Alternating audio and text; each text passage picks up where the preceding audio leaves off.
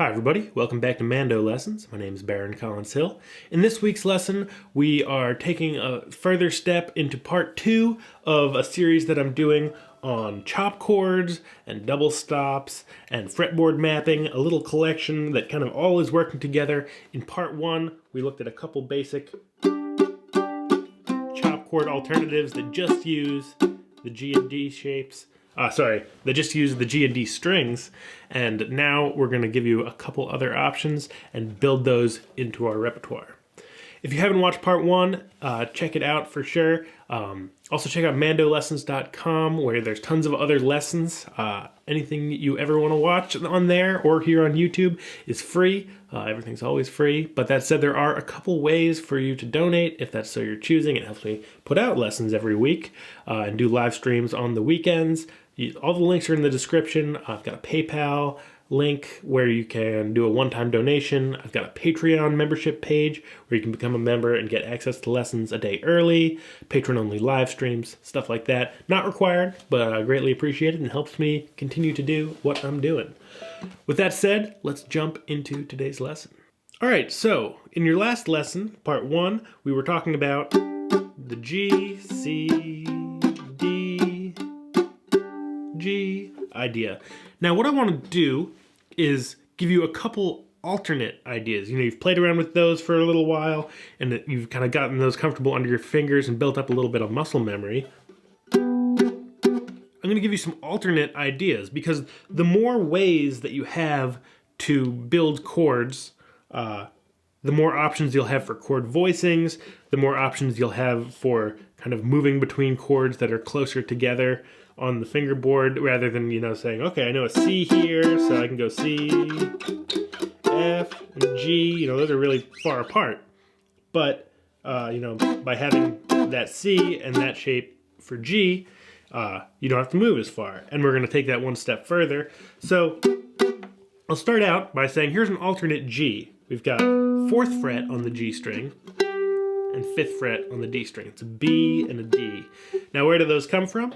Well, a little side note of theory here. The way you build a chord is you take the scale that you're in, so G, and you say, okay, I need the 1st, 3rd, and 5th note of a G scale, and I'm going to play those together, and that's going to make the sound of a chord. So G, A, B, C, D, G, B, D. And then, so as we find those in the instrument, G, B, D, G, B, D, G.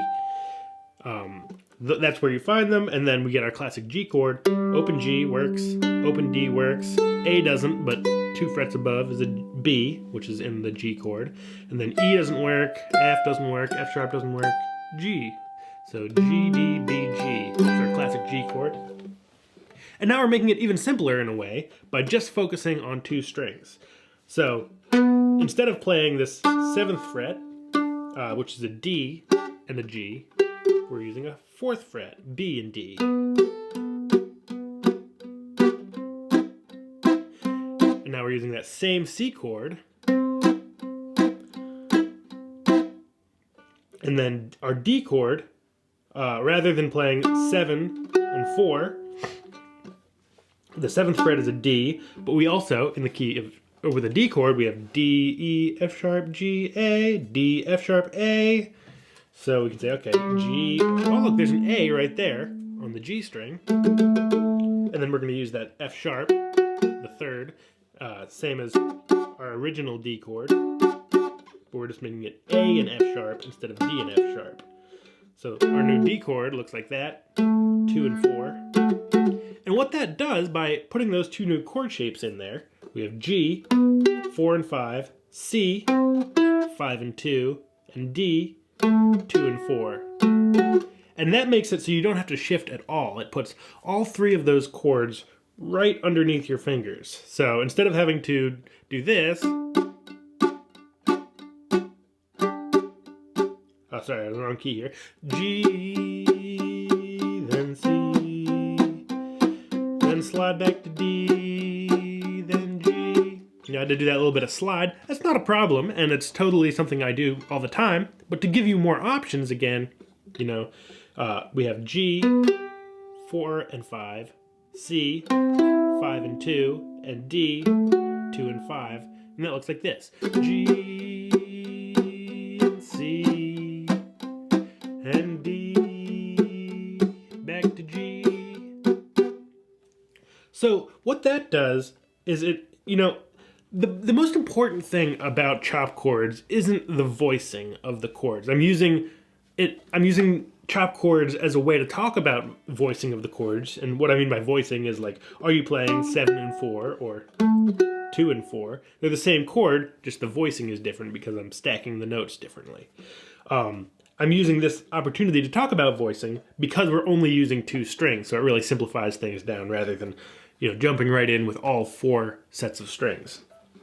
But the voicing is ultimately not the most important aspect of a chop chord. What's most important in a chop chord is sort of the rhythmic quality that you get. I could play the classic chop voicing and shape in my left hand, but if I'm not doing the chop thing, it sounds like this.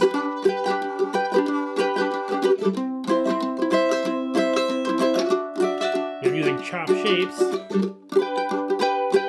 but not chop rhythms. So the rhythm, that kind of backbeat, really percussive sound, and again, I have lessons on mandolessons.com on how to achieve this sound. That's what's important about a chop chord. So it's a great opportunity within that confine of, having to be playing that offbeat, playing that really rhythmic, percussive style. That gives you sort of the space in your brain, because you're constrained on the rhythmic side, to you have a little more space and a little more time and wherewithal to think about voicings. So let's play through both of those sets of voicings, the original one and then the new one. So let's start with the original. 7 and 5, 5 and 2, 7 and 4, 7 and 5. Now let's switch to the other one. 4 and 5, 5 and 2, 2 and 4, 4 and 2, 4 and 5, 5 and 2, 7 and 4,